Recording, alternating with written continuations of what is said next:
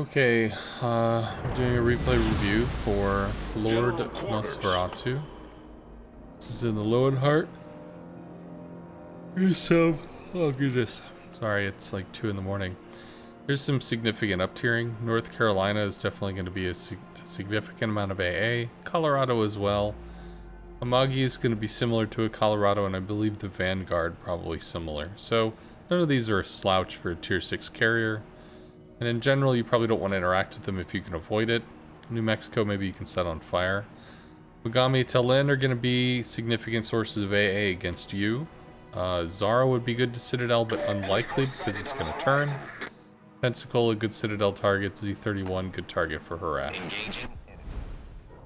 So let's get the...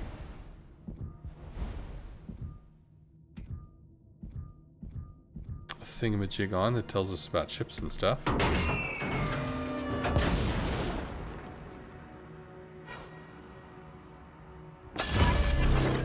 In general, I'm against pre-dropping where available. For instance, we see where the Akatsuki is, right? Well, what if their enemy DD is right here? It may be the case, it may not be the case, but what if it is? You have the ability to drop, spin around, and drop a second time if you have 6 planes as opposed to 4.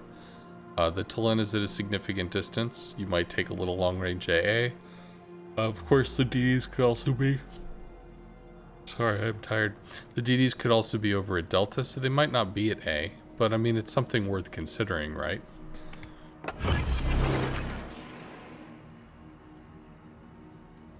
Typically, if you're going to pre-drop, it's because you're going to YOLO in. Capture that area. And at this point, I think you've now kind of looked for DDs, and you're either going to recall or you're going to YOLO in. So, turning out at this point just kind of wastes a little time. Maybe you refighter here, I guess. Yeah, DDs must be over on that side. I want to ping your Akatsuki to back because he's way overextending here. Here are his friends, here's him. If he gets caught or lit by these planes, he's going to have a whole bunch of people dumping into him. He's probably dead.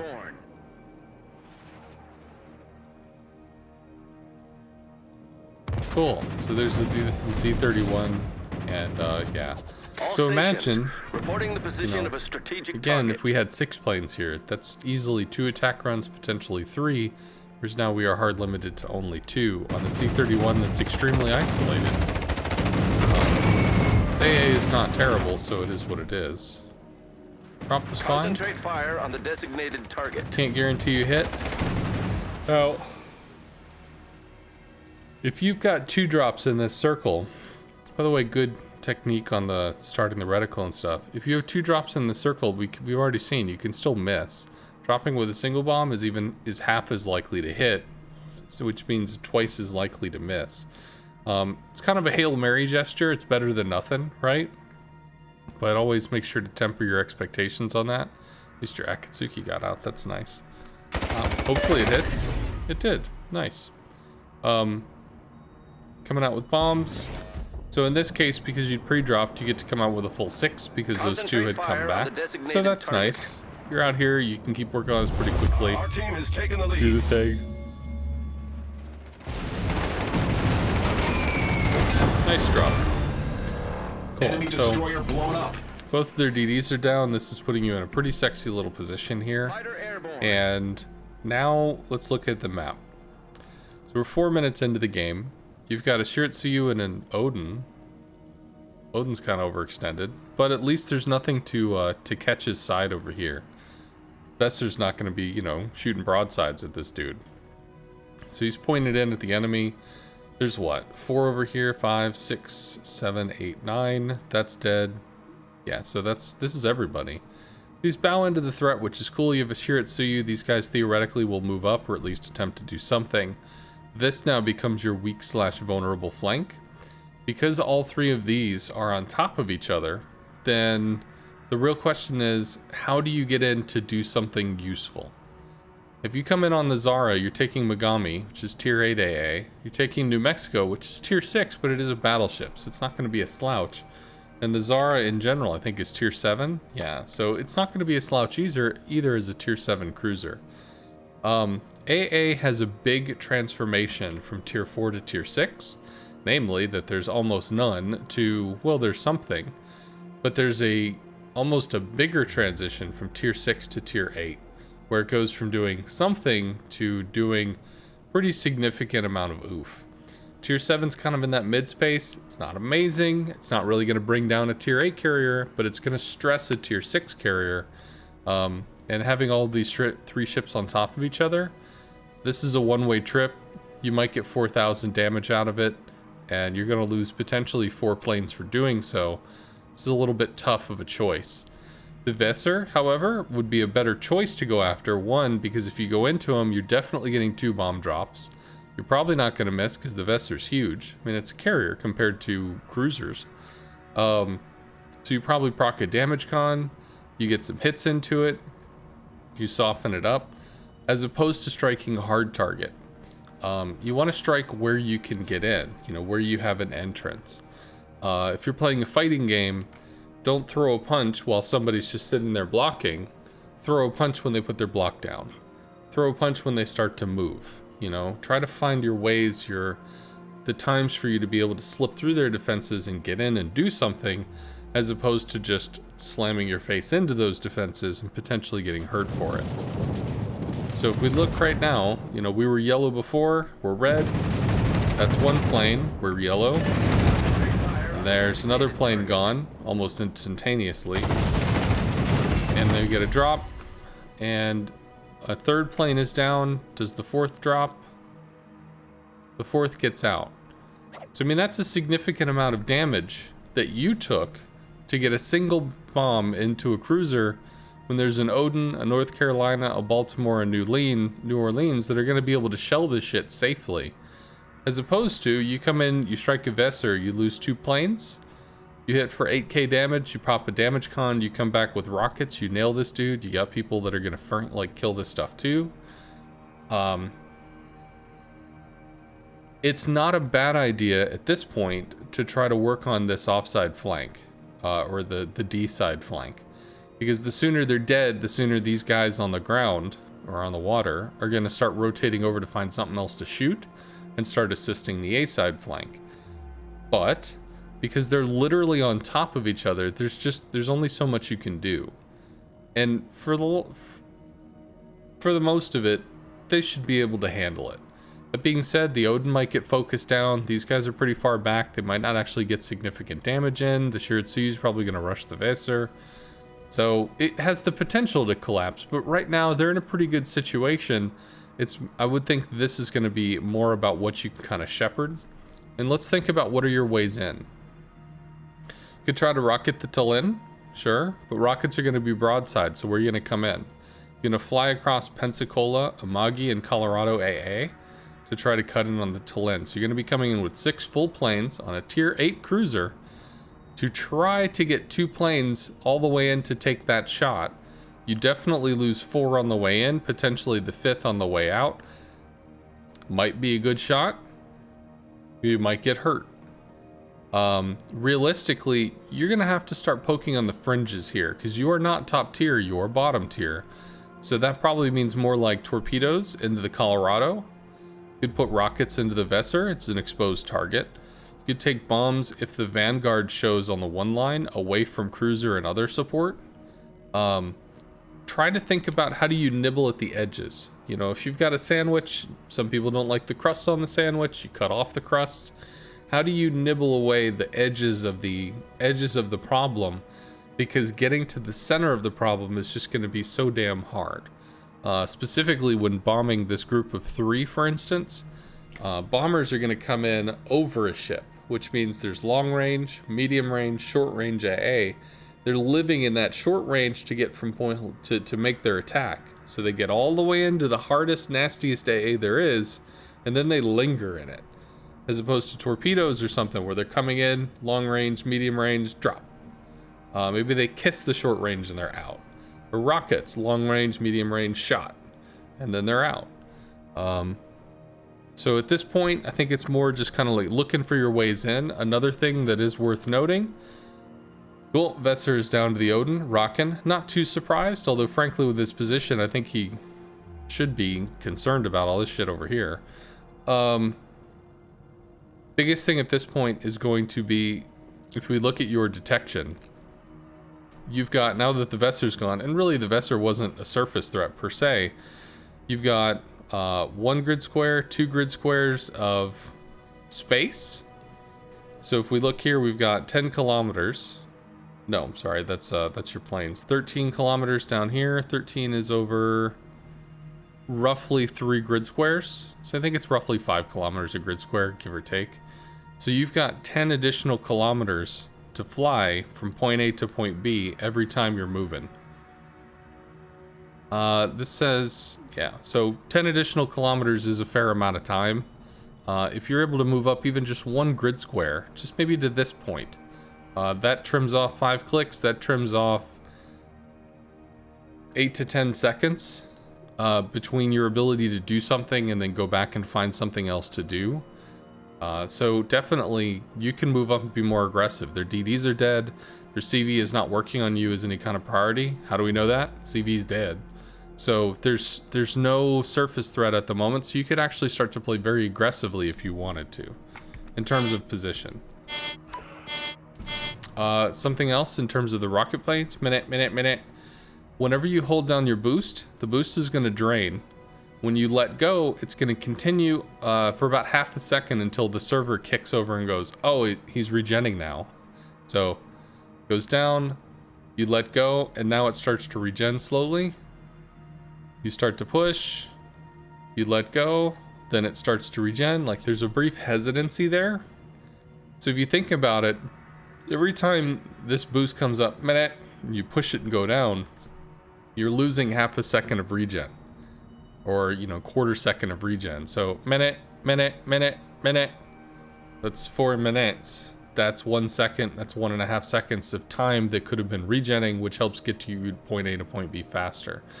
If you're in the middle of something, you feel, you know, your blood's up, try to basically pace yourself up. Shit, I'm feeling excited. Try to reel that back in, because realistic with the rocket planes, you just kind of burn all the way the boost to the bottom, and then you let it regen. All the way up, then burn it all the way to the bottom, let it regen. And when you get, you know, when you're starting to get to the engagement range is when you let it build up, so that you can use that boost to commit through AA, so you can speed juke flak, try to burn in at max speed or whatever, get through the AA as fast as possible, stuff like that.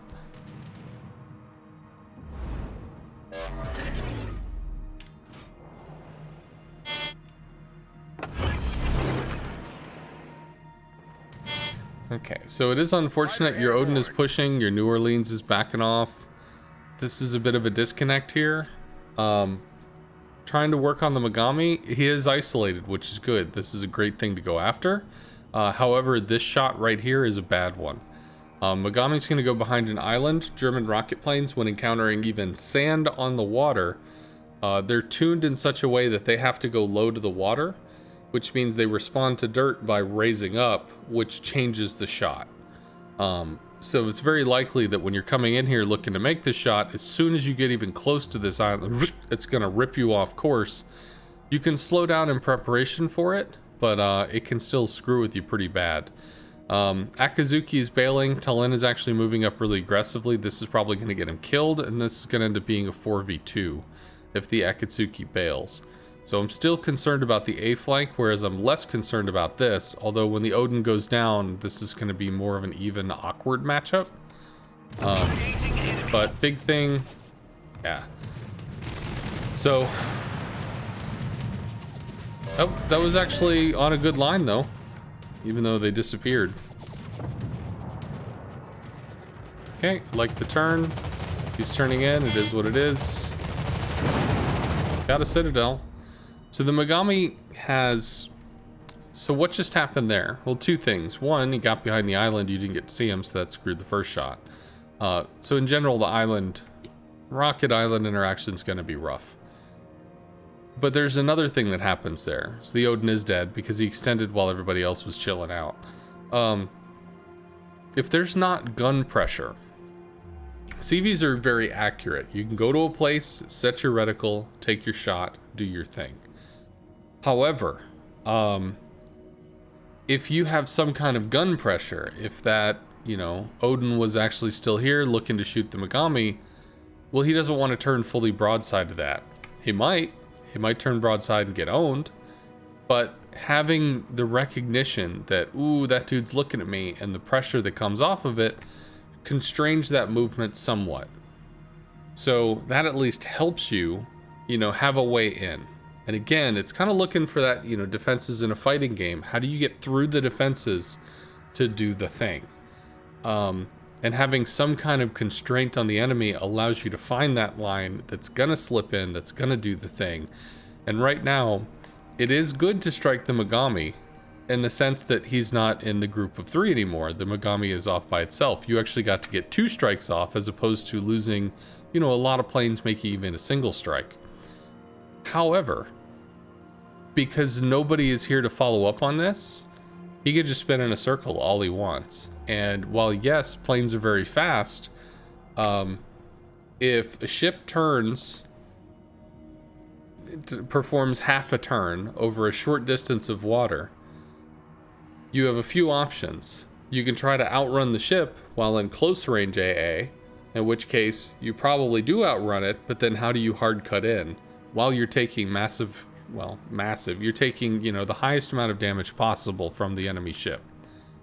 You could pull out and extrapolate some. You go to medium range AA. Suddenly, that speed is only catching up with the speed of the turn of a ship that's just spinning in a circle in a sharp turn. And you're taking medium level AA to do it. So you're losing planes kind of for free, trying to find a shot that you're not going to get. That's rough. Long range AA, he's going to outturn you. So you're just going to spend this time dicking around with this, hoping that you can find a shot. But again, if there's no surface guns that are going to apply pressure to this, what the hell are you going to do? So I just want to comment that in terms of target selection, the Megami is not a bad target to select in the sense that he's isolated from friendly AA. He's not a good target to select in the sense that he's isolated and safe from your teammate fire. So he can do whatever the hell he wants to do and minimize any effect you're going to have on him, which is exactly what happened there. Down in the A side, you do have double battleship. You know these guys are engaged. If you had some kind of in on this, I still think A would yield you better results. Although I'm really concerned about D at this point because you do have a New Mexico and you've got a fair amount of shelling pressure here. Balti doesn't have a heal. New Orleans doesn't have a heal. It's very easy for both of these guys to just get dunked. And then these 3 ships to start moving back up and exerting pressure, because for some reason the North Carolina is just playing kind of chicken. So I need your support. I don't understand why he's doing what he's doing. But all stations requesting fire on the designated target. So this is a case of you have shell pressure. You don't have North Carolina shell pressure, but you have Baltimore shell pressure. Well, probably for not very long. He's got a Megami over here that's going to be lighting him up, plus literally a New Mexico staring him in the face. But nonetheless, I mean, you still have a way in. And because this is 2 ships, not 3, AA interactions are expected to be at a 2-ship interval, or a 2-ship AA amount. So striking a single ship, great. You know, if you have the opportunity, fuck yeah, you know, you do you. If you're striking 2 ships, you're going to lose planes, but you're going to do a thing. And the amount of planes you lose to do a thing should overall kind of be weighted correctly, say.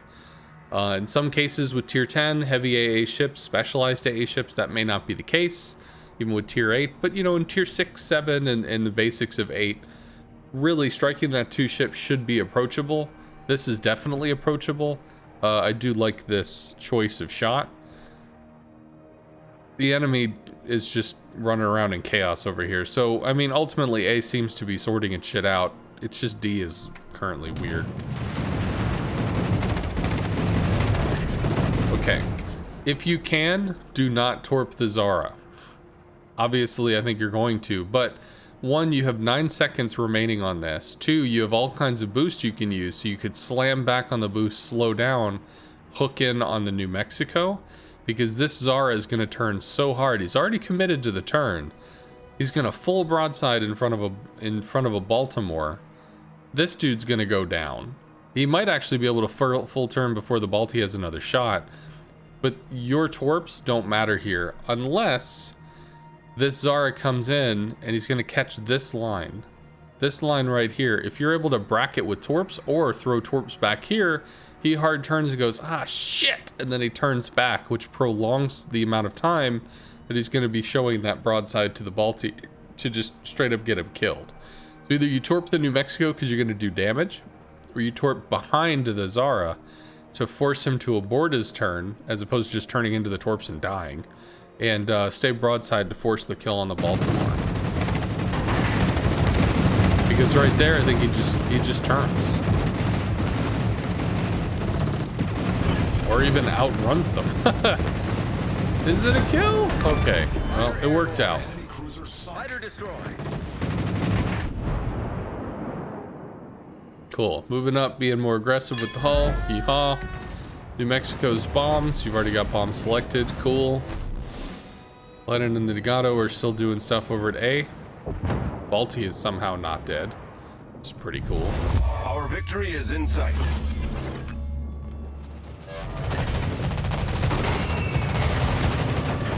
You lose planes, you can just recall. Direct front. They're dead. I mean, you knew it going in, but you guys are also winning, so who cares? Megami is down. That's nice. Cool. So, rockets.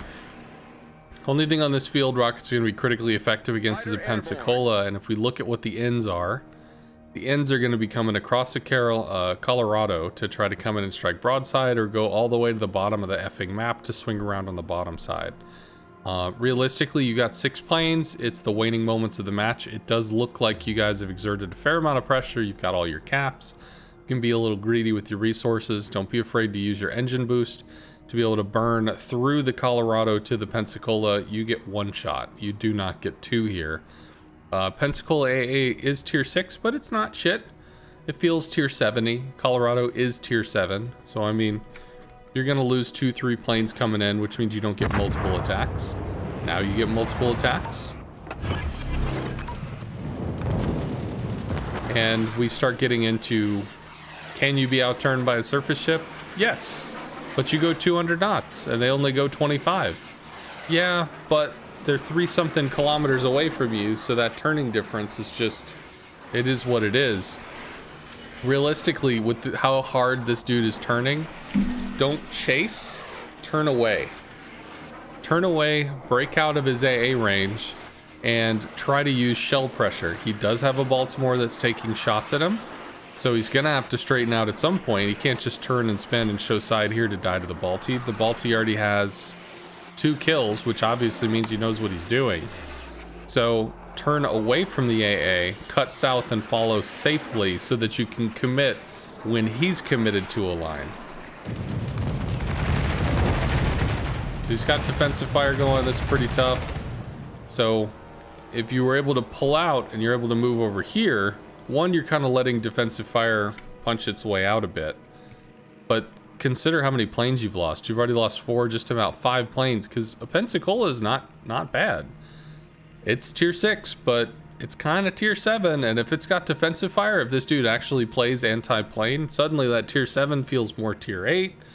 You're losing fucking planes. So I think actually pulling out of the AA ranges to find the way in, potentially you could wait out the defensive fire if you wanted to. And then strike in is going to be a better choice, but you should get 1 rocket plane's worth of strike. You do. Amagi is pushing the double battleship, so either it's got a significant health lead or a death wish. You're still moving up. Pensacola's did take care of the Balti. Running from a Shiratsuyu, though. Has shots on the Shiratsuyu. So this is a thing. It's the waning moments of the match. It's probably not worth carrying, but 2 things about this choice. 1, striking the Pensacola with the fighter up.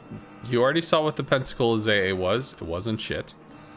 And 2, Ugh, well, whatever. It's just going to be annoying. And 2, you've got, that's going to piss me off.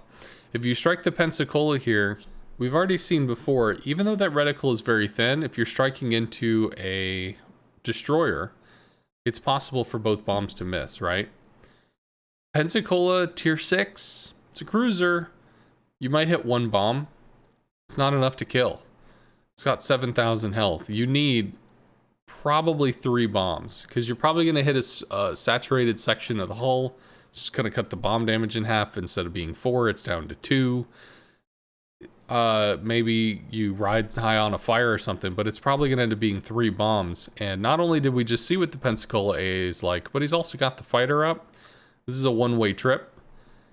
You probably get 2,000, 3,000 damage off of it, and then you're just coming back. Much better instead to look over and see what you can do with the battleships, as they are literally pinched. The Amagi is likely a focus target by these 2 battleships that he's just charging. Or of course Vanguard, stuff like that. So I mean, in terms of being constructive, yes, it's cool to chase a low health target if you're going to get the kill. If you're not, well then what's the point? You just did some damage to something. So you're already looking at the battleships, which is going to be the better thing to do. Now swinging back on the Pensacola though. Hopefully the little runner is done. The fighter is down, lose 1 plane, losing the 2nd plane. It's a little over. That's overled. Yeah. It was too far in front of the ship.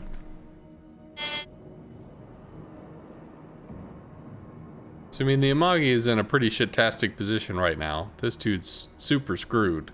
But comparatively, you know, it's much easier to whiff on a cruiser with a battleship gun sight than it is to whiff on a battleship where the drop is almost guaranteed. So, I mean, you had a few damage interactions that were there, and you had teammates actively engaged with those ships, as opposed to a Pensacola that wasn't shooting a Shiratsuyu because he's a DD.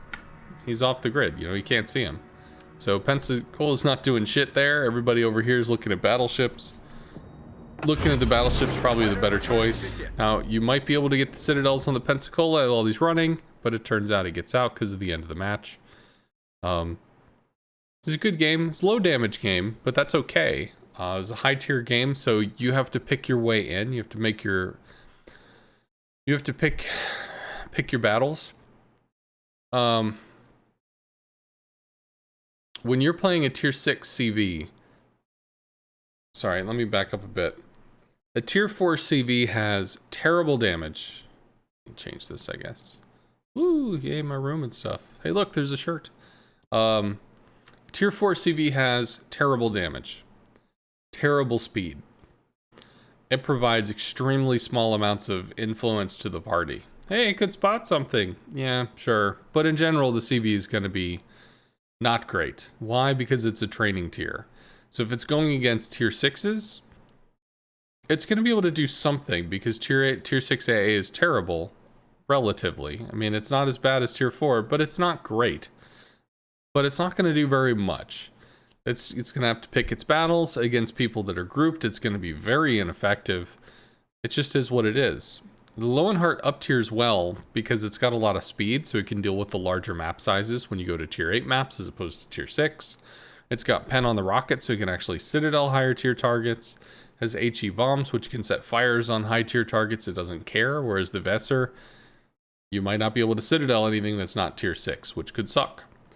But that being said, when you're looking at an enemy that doesn't always give you an easy way in, then you immediately fall back to a supportive role. It's like if you're a tier 7 cruiser in a tier 10 match because of a failed div or whatever, you are theoretically the weakest, easiest meat on the field. So are you playing on the front line? No. You're trying to slink around someplace from safety to safety so that you can throw in your HE shells, throw in your shells somehow and try to help, because that's what you're consigned to do. You know, in a real world situation, if there's a ship that hasn't been refit in 15 years and holy shit, there's a crisis going out, send everybody you can send. So they send something that hasn't been refit in 15, 20 years. Yeah, it's not the latest technology, but it's more guns than no guns, right? So when you're in these situations, the fact that you can go around and spot, like you got some harass off on the Z31, perfectly okay. Bullying the Mogami, you might not have gotten a lot of damage, but you helped drive him away from the other two. I mean, you kept him sailing in a direction that was away from them, so that isolates them. Technically, it gives the Mogami a little bit of a crossfire, but it didn't get the Baltimore killed, so it didn't matter very much, did it? I think I definitely would have overvalued A, at least in terms of how it played out. I think staying on D ended up being the right choice, because the Odin, I'm not going to say threw his ship away, but lost his ship. And then the follow-up movements from the Baltimore, North Carolina, etc. were awkward, but they did fall in your team's favor. I didn't see a lot that was an issue. There was a bombing choice into a hardened group of 3 that was not correct. There was a attack choice into the Pensacola, which we talked about fairly extensively, and trying to find the shot, trying to force that rocket shot on the Pensacola when he had his defensive fire up, it just didn't pay off. That was something that I probably could have done as well, especially in the moment. Just like, I'm gonna try for this, and obviously didn't pay off. Don't forget that surface ship pressure is what's going to contain an enemy to allow you to shoot it in the first place. So surface ship can fire from any angle, especially if he's using HE. You can fire at a bow-end target, you can fire at a broadside target, fire at whatever the hell the ship wants to fire at, as long as they can see them. So spotting is the thing that allows a surface ship to interact with another surface ship. In a carrier's case, gun pressure is the thing that allows a carrier to interact with a surface ship. There are some things that go around this, some things that circumvent it. For instance, the bombers that we saw can bomb from any angle, so it's reasonable to assume that you can come in and bomb something regardless if it's hard turning or juke in this way or that. US bombers can do a similar thing. But when you start having that broadside requirement for the rockets, for the torps, etc., having that gun pressure, having that teammate pressure is like a surface ship requiring somebody else to spot for it so that it can take a shot and have that shot matter. I mean, you could blind fire into the ocean all you want, but good luck doing something with it. You know, you are going to need some form of assistance or some form of like indicator that you're going to be able to get a viable result out of the situation. Anyway, this one actually ran fairly long, a little over 30 minutes. Hopefully it was helpful, and I'll kick this up to YouTube, so have a good one.